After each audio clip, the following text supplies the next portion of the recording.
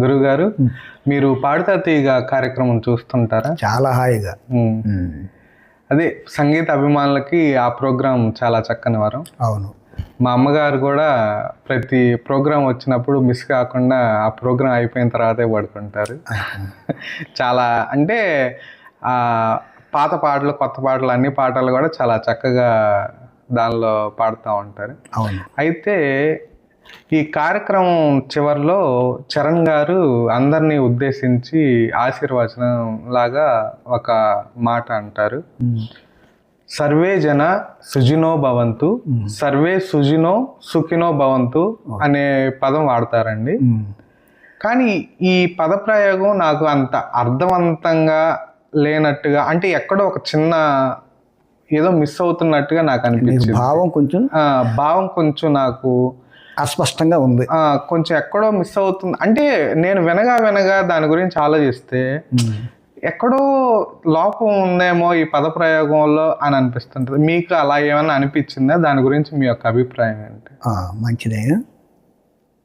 పాడుతా తీగ అనేది అది మన తెలుగు జాతికి లభించినట్టు ఒక వరం. అవును. అది మొదలుపెట్టిన కాడి నుంచి కూడా ఆయన గురువుగారి పేరుతో వచ్చింది పాడుతా తీయగా. ఘంటసాల పాడినటువంటి ఆ పాట ద్వారా ఆ టైటిల్ తీసుకొని తీయగా చల్లగా ప్రారంభించడం జరిగింది. ఈ ప్రారంభించినటువంటి కొత్తలో బాలసుబ్రహ్మణ్యం గారు దానికి ఆయన పాడే పాటలను పాడుకుంటూనే ఆ కార్యక్రమాన్ని మెరుగులు దిద్దుకుంటా. అవును, ఆయన బాలసుబ్రహ్మణ్యం గారు సినిమాల్లో పాడిన పాటల్ని ఈ కార్యక్రమంలో ఇంకా గొప్పగా అప్డేటర్ వర్షన్ లాగా చాలా చక్కగా పాడేవారు. మళ్ళీ ఒక్కొక్క విద్వాంసుల్ని, ఆ యొక్క సంగీత రంగంలో ఉన్నటువంటి మహానుభావులను ఒక్కొక్కరు తీసుకొచ్చి పరిచయం చేసి వాళ్ళ అనుభవాలు వినిపిస్తూ అది ఒక సంగీత ప్రపంచంలాగా ఉండేది. సంగీత అభిమానులకి అనేది అది అసలు చాలా గొప్ప వరం. మన తెలుగు ప్రజల్లో సంగీత అభిమానులకి ఆ ప్రోగ్రాము అసలు ఇదే మనకి ఒక వరుసగా ఉంటుంది. ఆ వరుసలో ఇది ఒక వరుస. ఇది వార్తలు వింటాం. విన్న తర్వాత కొంచెం యువకులకు ఉండే వాళ్ళకి డ్యాన్స్ ప్రోగ్రాంలు, హ్యాపీగా ఉండదలుచుకునే వాళ్ళు వీకెండ్లో జబర్దస్త్, ఇదేమన్నా అన్ని వయసుల వాళ్ళకి అందరినీ ఇది వారానికి 2 రోజులు హాయిని అనిపించే అవకాశం. ఆ 9 నుంచి అంటే వార్తల కాంచి స్టార్ట్ చేసుకుంటే 10:30 దాకా హాయిని కల్పించేటువంటి విషయాలని అక్కడ ఈటీవీలో మనం పొందుతూ ఉన్నాం. కాకపోతే ఏంటంటే బాలసుబ్రహ్మణ్యం అంటే నాకు చాలా అభిమానం అయ్యా. ఎట్లానంటే నాకు చిన్నప్పటి నుంచి ఉంది, ఏది మంచి ఉంటే దాన్ని పట్టుకోవటం, ఏది గొప్పగా ఉంటే దాన్ని పట్టుకోవటం. ఈ అలవాటుతోటి ఏంటంటే నా సమకాలీనులు ఉండేవాళ్ళు, నా ఫ్రెండ్స్, వాళ్ళు ఎక్కువ శాతం ఘంటసాల అంటే బాగా ఇష్టపడతారు. అప్పట్లో బాలసుబ్రహ్మణ్యం గారు వచ్చిన మొదట్లో మీరు యుక్త వయసులో ఉన్నట్టు, యుక్త కూడా కదా, ఇంకా చిన్న ఎవరేది అనుకో ఒక తెలిసిన తర్వాత, ఆ తర్వాత ఆయన పాడే విషయం నాకు ఎట్లా ఇష్టం అంటే, ఇప్పుడు ఘంటసాల నంబర్ 1 దానికి కాదంటే లేదు. ఆయన గొంతు అంత కంచు గంటలాగా ఉంటుంది కాబట్టి, నీట్గా ఉంటుంది కాబట్టి, ఏ పదమైన స్పష్టంగా పలుకుతూ స్పష్టతలో ఆయన ఆ యొక్క సంగీతాన్ని ధారపోస్తాడు కాబట్టి అది ఓకే.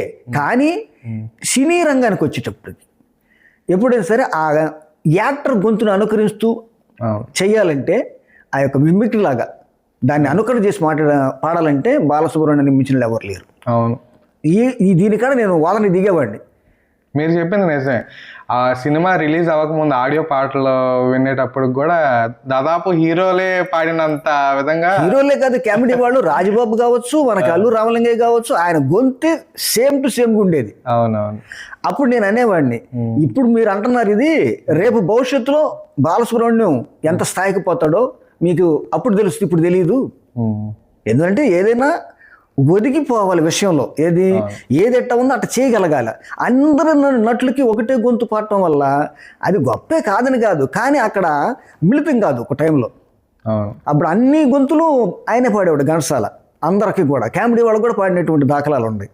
కానీ ఈయన పాడిన పాటకు వచ్చేటప్పటికి ఏమవుతుందంటే అది గొంతు కలిసిపోద్ది, ఆయన యాక్టర్ పాడుతున్నాడు అన్నట్టుగా ఉంటుంది. అందువల్ల నేను చాలా అభిమాని. ఆ అభిమాన దశలో ఏంటంటే ఈ పాడుతా తీగ కూడా నేను చాలా హాయిగా చూసేవాడిని. అప్పట్లో బాలసుబ్రహ్మణ్యం గారు ఇట్లనే ఒక ఆశీర్వదించేవాడు లాస్ట్లో. ఈ కార్యక్రమాన్ని సంపన్నం చేసుకున్నాం అంటాడు, ఈ సంచికని సంపన్నం చేసుకున్నాం అంటాడు. అవును, సంపన్నం అనే మాట అది చాలా చాలా గొప్పగా ఉంటది, అర్థవంతంగా మాధుర్యంగా కూడా ఉంటది, అర్థవంతంగా ఉంటుంది. అవును, అంటే సంపన్నం చేసుకుంటే మనం పొందాం, ఈ సంచికను మనం పొందాం, తృప్తిగా అనుభవించాం, పొందాం అనేది ఎంత బాగుంటుందంటే, అది నేను ఆ యొక్క ఆ మాటని, ఆ ఆశీర్వాదాన్ని నేను అలవాటు చేసుకున్నాను. ఏ పని పూర్తి చేసినా పని అయిపోయిన తర్వాత అయ్యా ఈ కార్యక్రమం సంపన్నం చేసుకున్న కదా సంతోషమైన అంట, ఇది నాతోటి వాళ్ళతోటి, అది అట్లా అలవాటు అయిపోయింది. అప్పుడు ఎన్ని సంవత్సరాల నుంచో ఆ పాత పాడుత తీగలో ఉన్నటువంటి విషయాన్ని నేను ఆశీర్వాదంగా నేను చేసుకుంటూ వచ్చా. అంటే అంత ఇష్టం నాకు సంపన్నం. ఆ తర్వాత మరి ఇంకా బాగుంటుందనే ఉద్దేశంతో ఏమన్నా జరిగిందేమో కానీ నాకు అది తెలీదు. కొంత కాలం అయిన తర్వాత ఈ మాట ఆశీర్వాదంగా వస్తుంది. ఇది సర్వే జన సుజనో భవంతు, సర్వే సుజనో సుఖనో భవంతు. జనాలంతా మంచాళ్ళు కావాలి, అందులో మంచాళ్ళైనా మాత్రమే సుఖంగా ఉండాలనే మాట. అక్కడ భావ శుద్ధి కావట్లేదని నాకు అనిపించి నేను దాన్ని అనుకరించాల. అదే నేను కూడా విన్నప్పుడు అది అంత పూర్తి అర్థవంతంగా లేదేమో అన్న భావన నాకు అదే కలిగింది. అయినా కానీ నేను అదే అనేవాడిని, సంపన్నం చేసుకుంటున్నాము అనే మాటనే, ఏది పని చేసిన తర్వాత ఈ కార్యక్రమం సంపన్నం చేసుకున్నాం కదా సంతోషమేనా అని అనే మాటనే అదే ఉంచే ఇప్పుడు కూడా. కానీ నాకు ఇంకొక ఐడియా ఉంది. ఇప్పుడు ఆ యొక్క మహానుభావుల నోట్లోంచి వచ్చింది మనం తీసుకోవడం వల్ల ఏమవుతుందంటే ఫ్యాన్స్ అంటే అట్నే అయిపోద్ది, వాళ్ళని అనుకరిస్తాం మనం. ఇది మాత్రం నా వల్ల కాల, ఈ కొంచెం భావం తేడాగా ఉందని. ఎందువల్లంటే మనం ఒక ఆశీర్వాదం చేసాము, మన ఆశీర్వాదం మీద మనకు నమ్మకం ఉండాలి. నమ్మకం లేకుండా అందులో మళ్ళీ ఫిల్టర్ చేసి అందరిని సుజులు కావాలన్నావు, మళ్ళీ సుజులు అయినా సుఖంగా ఉండమంటావు అంటే అసలు అది నాకు సెట్ అవ్వాలి. మళ్ళీ డబుల్ మీనింగ్ అయిపోయింది. నాకు ఎట్లా అనిపించింది అంటే, నాకు దాని గురించి ఎట్లా అనిపించింది అంటే, ఇప్పుడు నీకు ఎంతమంది పిల్లకాయలు?